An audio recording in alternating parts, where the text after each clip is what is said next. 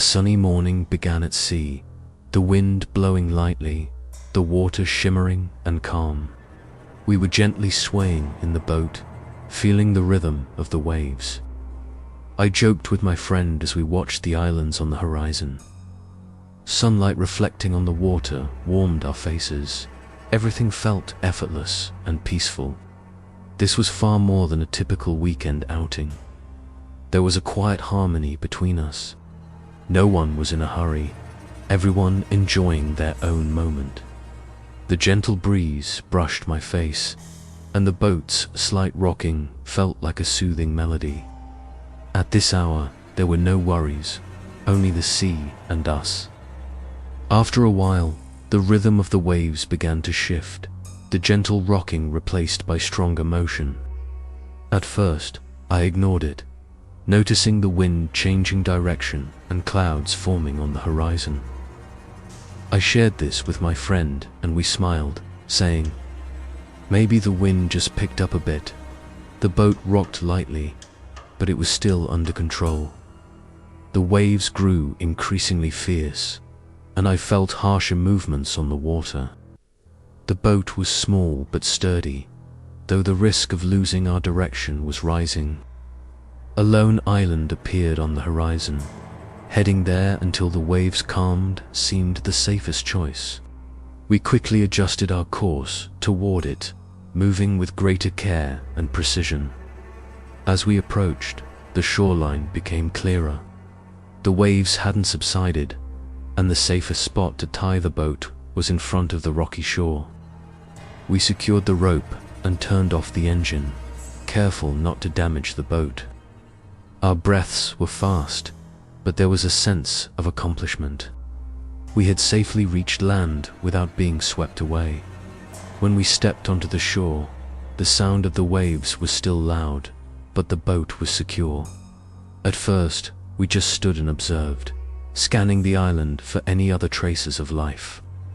From a distance, silence dominated, as if the island had only acknowledged our presence. Every step made the stones and bushes crackle and creak.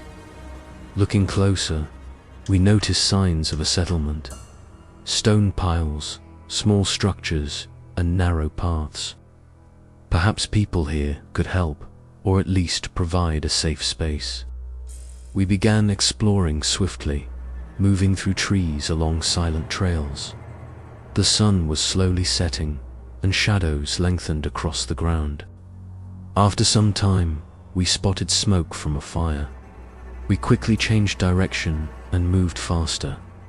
The smoke looked extinguished, but gave the impression it had been recently lit. There were clearly people here, and we might ask for help. We hurried to the fire, noting in the moments when the wind eased that the smoke was indeed recent.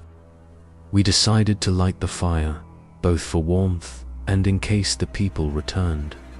Sitting around it, the flickering flames illuminated our faces, and the roar of the waves crashed into our ears.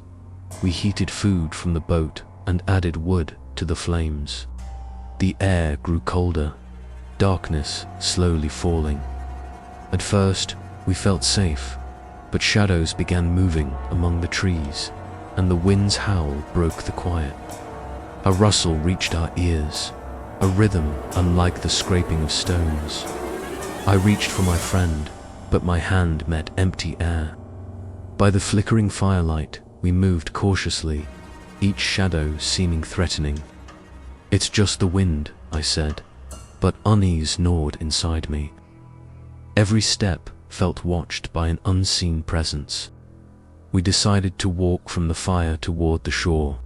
The waves roared, the wind howled. Darkness blocked our vision. Even seeing each other gave no comfort. When I turned, my friend wasn't beside me. I shivered, as if about to collide with a shadow. I called their name, but there was no answer. My heart pounded. I took a step, shadows shifting around me. The scraping of stones and branches collided with other indistinct sounds. I continued searching for my friend, hearing no response beyond the wind and waves. My own breathing echoed in my ears, and I tried following the sound of my steps to navigate. Approaching the shore, waves crashed louder, the wind cutting across my face. I still hadn't seen my friend. Panic gripped me, scanning every shadow, but no one appeared. My steps became hasty and unsteady. For a moment, I almost fell. A small noise made me turn, but nothing was there. Again came scrapes, rustles, and fleeting whispers brushing past my ears. My chest felt like it would burst. I called my friend again. Silence persisted. Anxiety and fear wrapped around us like a fog. I headed to one end of the island shore, waves crashing, wind howling. For a few seconds, I glimpsed my friend behind a rock. I called out, and they yelled my name. Panic and relief surged together. For a brief moment, we had lost each other, moving through darkness without seeing one another. Finally, we reunited. Breathless, we clung tightly, still noticing shadows moving and branches making strange noises. The roar of the waves pressed on us. We turned toward the boat, every step amplifying tension and dread. Near the boat, we noticed something odd. The engine wasn't working. We turned the key, but it didn't respond. Checking connections, the battery was fine. Panic gave way to careful focus as we tried again.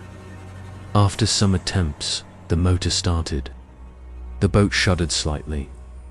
The waves and wind remained strong, but we were finally ready to leave the shore safely. My friend and I exhaled, climbing aboard. The boat was tied up, yet still rocked by the sea. We guided the boat into open water. Looking back, we saw human-like silhouettes on the island. Despite the darkness, their forms were clear, their eyes seemingly fixed on us. We could still hear distant noises, though they faded with distance. The boat moved steadily through the water, leaving the silhouettes behind. Their sounds slowly disappeared. Only the waves remained. Our eyes stayed ahead, avoiding glances behind.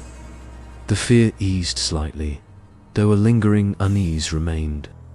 Signal began to return gradually. Using the boat's radio, we could finally call for help. The silhouettes on the island were now invisible. We were no longer entirely alone, maintaining a safe distance. The waves and wind softened. The boat settled calmly on the open sea, the horizon and waves behind us. Everything returned to normal. My friend and I exchanged silent glances, trying to process the tension we had endured. Slowly, the boat reached the harbor safely. Behind us, the silhouettes and sounds from the island were gone. We tied the boat and departed, silently agreeing not to discuss the experience and to stay close to shore on future trips. After that day, we rarely ventured out on the boat, reminded by what we had witnessed.